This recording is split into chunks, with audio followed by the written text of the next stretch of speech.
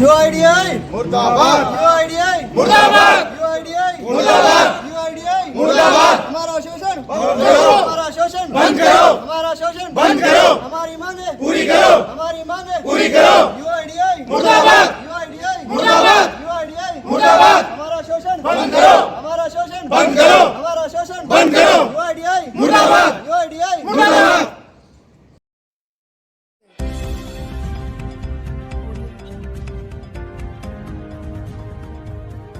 नमस्कार साथियों, मैं मनोज सुराजी स्वागत करता हूं आपका मिनी संसद के मंच पे। आज हम हैं आधार सहायता केंद्र यूनिक आइडेंटिफिकेशन अथॉरिटी के रीजनल ऑफिस में, दिल्ली में प्रगति मैदान में।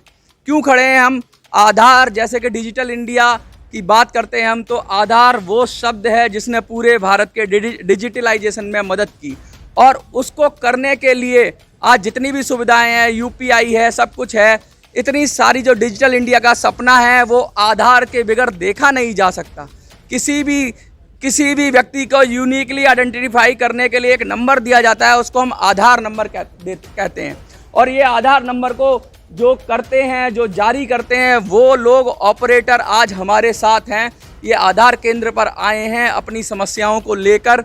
क्या है इनकी समस्याएं और किस तरीके से ये परेशान हो रहे हैं, मैं बता दूं। 10 से 15 साल का इनका जीवन का बहुमूल्य समय इन्होंने आधार की अथॉरिटी के साथ देश की सेवा में लगा दिया। पूरी शक्ति के साथ, पूरे जद्दोजहद के साथ जो टारगेट था आधार का, प्रति व्यक्ति आधार बनना चाहिए, वो इन्होंने पूरा किया। और आज ये आधार ऑपरेटर मजबूर हैं आधार अथॉरिटी के पास आकर अपनी मांगों के लिए। क्यों आए हैं सर आप यहाँ पर, और क्या दिक्कत हो गई आपको? थोड़ा सा आगे आ जाइए, बताइए क्यों आए हैं। यहाँ पर आए हैं इसीलिए कि आधार ऑपरेटर की कोई भी सुनवाई नहीं हो रही है और बिना किसी रीज़न के उसको निकाल दिया जाता है। बैंक से या कहीं भी किसी भी महकमे में वहाँ से निकाल दिया जाएगा। और हमने यहाँ पर 24 तारीख में भी कुछ शिकायत दी थी। 24 अगस्त को हम यहाँ पर काफ़ी सारे ऑपरेटर, लगभग 2-2.5 हज़ार के ऑपरेटर की संख्या थी हमारी, जो हम यहाँ पर जमा हुए थे। तब हमने यहाँ पर दिए थे। उन्होंने कहा ठीक है, आपकी मांगों को हम जो भी है मतलब आप 24 तारीख को पहले आए थे? हाँ, पिछले महीने नहीं 24 अगस्त में हम आए थे। 24 तो अगस्त हमें उसका अल्टीमेट दिया गया था कि 1 महीने के अंदर आपकी जितनी भी शिकायत है, इसमें 90% आपकी जितनी भी शिकायत है वो सब वैलिड है, हम उनको मानेंगे। मगर उसके बावजूद भी कोई सुनवाई नहीं। अब 2 महीने हो जाएंगे इसमें 24 में, मगर कोई भी सुनवाई नहीं है, कोई मिलने को तैयार नहीं है। कहने का मतलब ये है कि ऑपरेटर्स परेशान हैं। ये लोग वो लोग हैं जो दिन रात मेहनत करके देश में आधार पंजीकरण में मदद करते हैं, सहायता करते हैं। आजकल एक रजिस्ट्रार नियुक्त कर दिया है यूनिक आइडेंटिफिकेशन अथॉरिटी ने, वो रजिस्ट्रार करता है सारा काम। तो उससे क्या दिक्कतें आ रही हैं आपको? रजिस्ट्रार डायरेक्ट काम नहीं करता है। रजिस्ट्रार जो है कंपनियों के थ्रू काम करते हैं। कंपनियां ये पहले हमसे पैसा लेगी, ऑपरेटर से, जो भी एक सिंगल ऑपरेटर है उससे पहले पैसा लेगी, कंपनी उसको हायर करेगी। उसके बाद में रजिस्ट्रार कंपनी की तरफ से जो भी ऑपरेटर हायर किया गया है उसको वहाँ पर अपॉइंट करने के बाद रजिस्ट्रार उसका काम स्टार्ट कराएगी। तो उसके लिए एक मोटी रकम कंपनी पहले लेती है, उसके बाद में ही कुछ काम वहाँ पर चालू होगा, वरना नहीं होगा किसी भी ऑपरेटर का काम स्टार्ट। ये जो रजिस्ट्रार की बात हो रही है, पहले डायरेक्ट था, अभी रजिस्ट्रार से क्या क्या दिक्कतें आ रही हैं? शुरू से ही रजिस्ट्रार था। रजिस्ट्रार ने आगे यूआईडीआई ने ठेका दिया रजिस्ट्रार को, रजिस्ट्रार ने कंपनी को हायर कर लिया, कंपनी ने अपने वेंडर रख लिए। वेंडर इस कदर ठगता है, एक मशीन चालू कराने के, एक लोकेशन चालू कराने के 50 से 1 लाख रुपए तक लेता है। अगर कोई बहुत बड़ा आरोप लगा रहे हैं कि वेंडर, जो रजिस्ट्रार है, वो वेंडर को मनमाने तरीके से रखता है और फिर इनका शोषण होता है। पूरी तरीके से सिस्टम चलता है, घपलेबाजी होती है, घोटाला होता है और मनमाने दाम वसूले जाते हैं। वो उस सब के पीछे एक पूरा सिंडिकेट काम करता है, संगठित। बिल्कुल पूरा सिंडिकेट है इसमें। और इसके अलावा ऑपरेटर को किसी बगैर एक गलती पे, कहते हैं डीओई बना एरर आ गया तेरा, अब तू ब्लैक लिस्टेड, 1 साल के लिए घर पे बैठ जा। 1 साल के लिए चलो मान लिया इन्होंने, पहले तो बात ये जायज़ नहीं है। भारत में रहते हैं, भारत में कौन सा ऐसा कानून है, कौन सी ऐसी एक संस्था है या कौन सा ऐसा नियम है जो एक गलती के लिए, मात्र एक गलती के लिए 1 साल के लिए एक व्यक्ति को 1 साल के लिए निलंबित कर देती है? कोई ऐसा काम है? बहुत, देखिए, बहुत संगीन बात बता रहे हैं कि एक गलती अगर हो जाती है, कोई स्पेलिंग मिस्टेक हो जाती है, कुछ हो जाता है, तो उस पर पूरी तरीके से टाइपिंग एरर भी हो सकता है, कुछ भी हो सकता है, पढ़ने में भी दिक्कत हो सकती है, लेकिन उसके एवज में पूरी तरीके से उस कर्मचारी को जो काम कर रहा है उसको ब्लैक लिस्ट कर दिया जाता है। और ब्लैक लिस्ट की कोई तारीख, कोई डेट नहीं है, कोई अवधि नहीं है, निश्चित अवधि नहीं है, कब तक रहेगा कोई पता नहीं है। ऐसा भी है क्या? सर लेटर ये कहते हैं 1 साल के लिए, पर हमारे साथ घनश्याम जी हैं घनश्याम जी जरा आगे आ हिमाचल जाइए। से, 1 साल हो गया अभी तक इनकी आईडी एक्टिवेट नहीं। घनश्याम जी क्या समस्या हुई आपके साथ? सर समस्या ऐसी है कि मुझे जो है पिछली साल ब्लैक लिस्ट किया गया था और मुझे ये भी बताया नहीं गया कि मुझे क्यों ब्लैक लिस्ट किया गया है। अच्छा। मैंने आरओ ऑफिस चंडीगढ़ भी इस बारे में बात की। पिछले हम जब 24 तारीख को यहाँ आए थे फिर भी हमने बात की थी, लेकिन इसका कोई स्थायी समाधान अभी तक नहीं निकाला गया। और 1 साल पूरा होने के बाद भी मुझे तारीख पे तारीख, तारीख पे तारीख, तारीख पे तारीख, क्या यही हो रहा है आपके साथ? सर सबसे बड़ी बात है, हम 15 जून को, आपको थोड़ा 15 जून को हम दिल्ली हेडक्वार्टर में गए थे।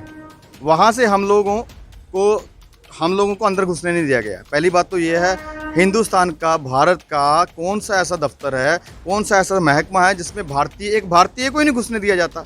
दूसरी बात, हम लोग वहाँ नहीं घुसे। उसके बाद में हमने धरना लगाया जिसमें कम से कम हमारे पास 2 से 4 हज़ार लोग आए थे ऑपरेटर।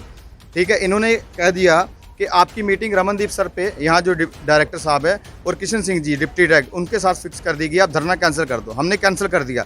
इन्होंने लिखित में दे दिया, रमनदीप सिंह जी जो IAS है उन्होंने लिखित में दे दिया कि जल्दी आपकी समाधान कर लिया जाएगा और नेक्स्ट मीटिंग। ये टाल मटोल का रवैया था या झांसे में लेने का रवैया? झांसे में लिया गया। और हमें लिखित में दिया गया, और उसके 1.5 महीने बाद आज हमें यहाँ तो आज जब आप आए हैं तो उन्होंने क्या कहा है? सर अभी कम से कम 1 घंटा हो गया, हमें अंदर तक घुसने नहीं दे रहे। कह रहे रमनदीप सर मीटिंग में है। कौन सी ऐसी मीटिंग है जो 1 घंटे तक नहीं खत्म हो रही? बहुत ही मुश्किल हालात हैं। इनको जिस तरीके से कहा गया कि इनकी समस्याओं को सुना जाएगा, लेकिन इनको टाल दिया गया और इनको एक अधिकारी को, जिनको रमनदीप सिंह जी बता रहे हैं, उनको सुपुर्द कर दिया गया कि वो करेंगे। लेकिन आज ये आए हैं अपनी बात के लिए, तो अभी तक उन्होंने मिलने का ना तो समय दिया है और ना ही इनसे कोई कोशिश की है। सर पिछले 24 अगस्त को जब हमने धरना लगाया था तो इन्होंने 1 महीने का अल्टीमेटम दिया था कि 1 महीने के अंदर अंदर दोबारा से हम री मीटिंग करेंगे। उसके लिए 24 सितंबर को वो टाइम इनका ओवर हो चुका। उसके बाद भी 24 अक्टूबर आने वाली है। उसके बिटवीन हमने करीब 20-25 मेल्स इन्हें किए हैं। डे बाय डे हर बार इनको मेल कर रहे हैं और हर बार अपनी सारी समस्याओं से इन्हें रूबरू करा रहे हैं। ये रीड करते हैं, सब कुछ पढ़ते हैं, पर उसके बावजूद भी ये हमें कोई रिप्लाई नहीं करते। मतलब ऐसा कितने लोग ये लोग बिजी हैं कि मतलब अगर हम कोई चीज़ बता रहे हैं इनको कि हमें ये समस्या है तो ये लोग उसको संज्ञान में क्यों नहीं ले रहे। इस चीज़ का मतलब जवाब देने के लिए कोई भी अधिकारी सामने आने की तैयारी नहीं। जिसको भी बोला जाता है वो यही बोलता है कि ये हमारे अंडर में नहीं है, ये हमारे अंडर में नहीं है। मतलब हम किसके अंडर में है सर? हमने लोगों को पहचान दी है, हमें कौन पहचान देगा सर? हमारी कोई पहचान ही नहीं है अभी तक। कोई पहचान नहीं है। कुछ लोगों की दिवाली बनेगी, लेकिन इन लोगों का दिवाला निकल चुका है। इन लोगों की इतनी मुश्किल हालात हैं कि त्योहार पे दिवाली का समय आ रहा है। कुछ लोग नौकरी से सस्पेंडेड तो नहीं कहूँगा मैं, इनका अलग भाषा है, ब्लैक लिस्ट बोलते हैं, ब्लैक लिस्ट कर दिए गए हैं। कुछ लोग यहाँ चक्कर काट रहे हैं आधार अथॉरिटी के, लेकिन इनको मिल रही है तारीख पे तारीख। क्या ये कंपनियों के साथ ये सांठगांठ है? हमने इनसे पूछा, हमने RTI में पूछा कि आपने हमारा न्यूनतम वेतन कितना नियुक्त किया है, तो इन्होंने जवाब दिया कि हमने कोई भी आधार ऑपरेटर का न्यूनतम वेतन नियुक्त नहीं किया। हम रजिस्ट्रार को पे करते हैं, रजिस्ट्रार आपको पेमेंट करे या ना करे, कब करे उसकी मर्जी है। दूसरी बात, ये DBT का हवाला देते हैं कि आधार DBT को इस देश में लागू कराता है, डायरेक्ट बेनिफिशियरी ट्रांसफ़र। चावल हो गए, घी हो गया, जो सरकारी स्कीमें होती हैं वो आम आदमी को आधार के जरिए मिल रही हैं। पर आज जो DBT है वो हमारे तक नहीं पहुंची। आधार बनाने वाले ऑपरेटर के लिए DBT बहुत बड़ी बात कही है। Direct bank transfer, Modi ji कहते हैं कि सीधा पैसा खाते में जाएगा जो उसका लाभार्थी हो। लेकिन आज क्या हो रहा है कि कुछ दलालों का सिंडिकेट इस तरीके से काम कर रहा है कि वो जो योजना है उसको खटाई में रखकर आधार की मदद से ही, इनके बनाए हुए आधार की मदद से पूरे देश में लोगों को लाभ मिल रहा है, किसानों को लाभ मिल रहा है, सीधा पैसा उनके अकाउंट में जा रहा है। लेकिन आज ये अपने पैसे के लिए रजिस्ट्रार के रहमो करम पे, उसकी निर्णय पे, उसकी अथॉरिटी पे निर्भर करते हैं। ऐसा ही कुछ है। यहाँ तक कि हम लोग कई ऑपरेटर से उनका रजिस्ट्रार या कंपनी कुछ नाजायज़ मांगे करते हैं, 50 या 30 हज़ार। जब हम उनकी शिकायत, हाँ जी, उनकी शिकायत करते हैं, CC में UID रखते हैं, ठीक है, फिर भी कोई संज्ञान नहीं लिया जाता। जबकि हमारी शिकायत अगर 50 रुपये ज़्यादा लेने पे भी हो जाए तो संज्ञान तुरंत लिया जाता है। पर अगर हम 30,000 50,000 का मांग करने पर, वो भी नाजायज़ मांग करते हैं, तो डायरेक्ट हमारी कोई सुनवाई नहीं। यहाँ तक कि अमित सिंह थे हरियाणा के ऑपरेटर, जिनको अखिल शर्मा सर अमित यादव से अखिल शर्मा जी ने 50,000 1 लाख रुपए की रिश्वत मांगी गुड़गांव से, और उन्होंने विजिलेंस को बीच में ला के उन पे केस करवा दिया, और अखिल शर्मा को केस हो गया और उनके साथियों के रिश्वत लेते पकड़ा विजिलेंस ने, रंगे हाथों पकड़ा। यानी विसिल ब्लोअर हो गया जो इस बात का खुलासा कर दे कि अंदर रिश्वत चल रही है, धांधली चल रही है, उसी के ऊपर कार्रवाई हो जाती है। वो 1 साल के लिए ब्लैक लिस्ट कर दिया गया, वो भी जून के एरर के लिए। उसका एरर कौन सा निकाला? जून। देखिए किस तरीके से ये कंपनियों की मनमानी चल रही है। प्राइवेट कंपनियां, प्राइवेट ऑपरेटर्स, जो संस्था सरकारी संस्था है, सरकार के द्वारा आधार कार्ड नियमित होता है, उसको जब ठेके पे दे दिया जाता है तो बहुत ही बुरे हालात हो जाते हैं। कंपनियां मनमाने तरीके से परेशान करती हैं ऑपरेटर को। और ऑपरेटर कितने साल का अनुभव है आपका, क्या लगता है? तो अब 2011 क्या से लगता है भविष्य? सर हमें बिल्कुल अपना भविष्य खराब लगता है, क्योंकि ये यूसीएल और कैंप मोड तो नवंबर से 20% कट ऑफ के हिसाब से बंद करने जा रहे हैं। अच्छा, इनका लिखित में एक मेमोरेंडम आ गया है, जिसकी 14 तारीख में ये एक मेमोरेंडम, ठीक है, उसमें लिखित दिया है। आपने अपनी जिंदगी के गोल्डन टाइम जो होता है, जिसमें आप इंजीनियर बन सकते थे, डॉक्टर बन सकते थे, आपने देश के लिए आधार ऑपरेटर बन के सेवा करने का संकल्प उठाया, देश के लिए सेवा की, और आज आप कहाँ खड़े हैं? सर बिल्कुल रोड पे खड़े हैं सर। ना हमारा कोई भविष्य है, ना ही अगर मैं आपसे नौकरी मांगने जाता हूँ, सर मुझे 10,000 देंगे आप? कोई भी नहीं देगा। आप जिस काम के लिए बने हैं, जो आता है वही वो छीन रहे हैं। वो इन्होंने यूआईडी आस्क कह दिया कि हमारी प्राइवेट संस्था है, पर इन्होंने कहा था 2017 में प्राइवेट प्रेमाइसेस में आधार नहीं बनेंगे, और इन्होंने अपनी संस्था खोल ली, यूआईडी आस्क की, अपना ही एक कंपनी खोल ली और इसको प्राइवेट अदारे में बिठा रखा।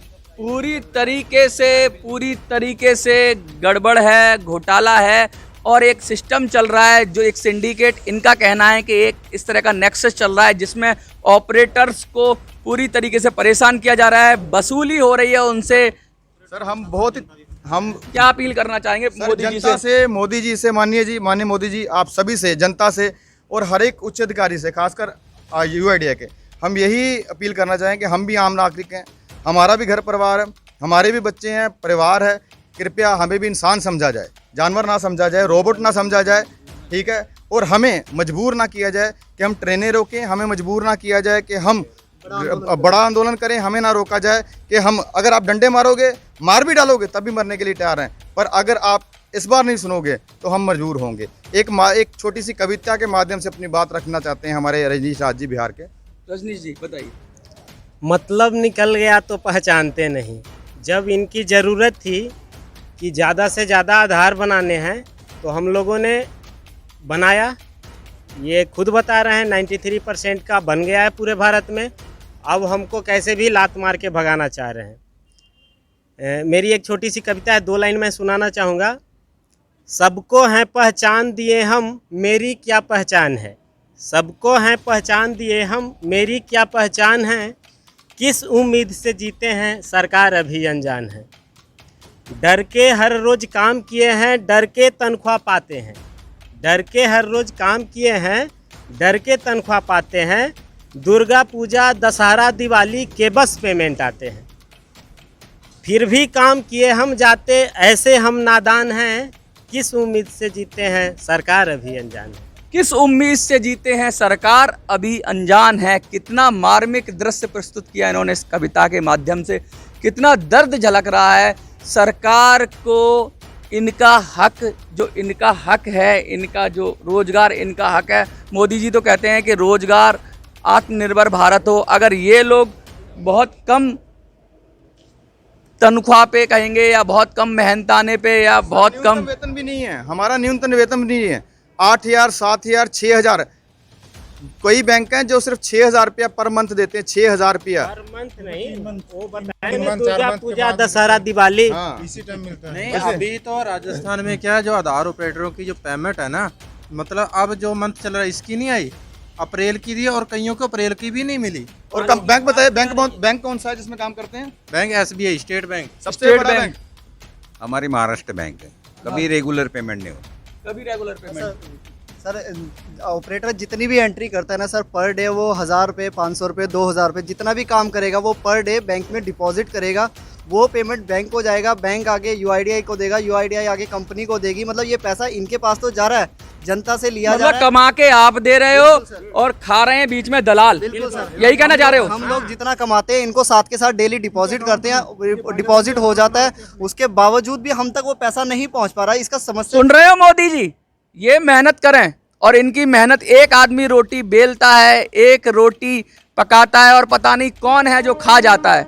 तो वो रोटी खा रहा है उस आदमी को पकड़ना जरूरी है, क्योंकि मेहनत से ये बना रहे हैं रोटी, अपना रोजगार कर रहे हैं, लेकिन इनके हक का जो पैसा है वो कोई तीसरी कंपनियां, प्राइवेट कंपनियां खा रही हैं। क्या यही निजीकरण है? अगर ये निजीकरण है तो ऐसे निजीकरण से अच्छा है सरकार डायरेक्ट ही इनको पैसा दे दे, जो डीबीटी आप कह रहे हैं वही हो जाए तो वो बहुत ज्यादा बेहतर रहेगा। सर सिर्फ 60,000 के ऊपर ऑपरेटर हैं, तो क्या हमारी सरकार, भारत सरकार, माननीय मोदी जी आपके चरणों में बहुत ही छोटी सी इन दलालों का किस्सा ही खत्म हो जाए, बहुत छोटी सी विनती है, आपके बच्चे जो हैं, देना चाहें। आप भी बच्चे हैं, आपको 2 बार वोट डाली है, तीसरी बार भी डालेंगे, आप कृपया हमारे इस बात का संज्ञान दिए, हमें परमानेंट कर दीजिए।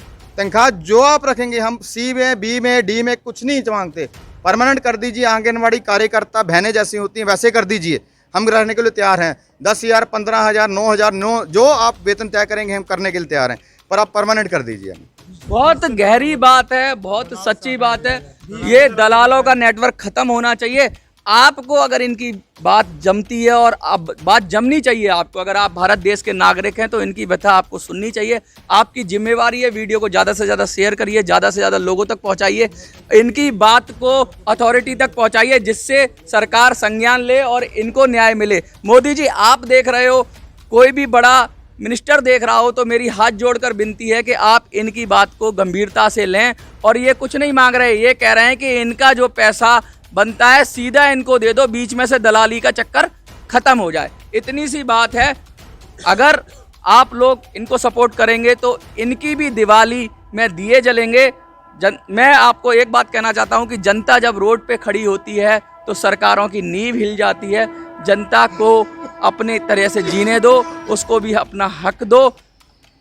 मिनी संसद से मनोज सुराजी, जय हिंद। हम 2011 से सतत सेवा में, आधार ऑपरेटर की सेवा में पूरे देश में काम कर रहे हैं। उसके मुबदले में हमें क्या मिल रहा है? कुछ भी नहीं। तारीख पे तारीख मिल रहे हैं, ना रेगुलर पेमेंट मिलता है, ना हमारी तनख्वाह मिलती है। हर बिन बताए एक अगर गलती होती है तो उसे हमें ब्लैक लिस्ट किया जाता है। उसका कोई पीरियड नहीं है ब्लैक लिस्ट का, उसे साल भी लग सकता है, 5 साल भी लग सकते हैं। उसका कोई हमें लिखित नहीं मिलता, कुछ भी नहीं मिलता। हमारी एक ही साहब आपसे विनती है, हम दोनों टर्म हमने आपको खुशी से वोट किया। अभी अगले साल भी, अभी 2 साल के बाद चुनाव है, हम तन मन धन से आपके साथ में जुड़े रहेंगे। विनती इतनी है, हमारा भी पेट है, हमारे भी बच्चे हैं, बाल बच्चे हैं, औरतें हैं, सभी आप का कोई बड़ी तनख्वाह नहीं है हमके। एक झाड़ू मारने वाले चपरासी को जितनी तनख्वाह मिलती है उससे भी कम तनख्वाह हमें है, वो भी हमें सुख से नहीं मिलती, सुकून से नहीं मिलती और टाइम पर नहीं मिलती। आपसे एक ही विनती है कि हमें दिवाली की, हाँ नहीं, आज से 2014 से पहले हमें हमारी जो भी मांगे हैं रेगुलर किया जाए और हमारी मांगे पूरी की जाए।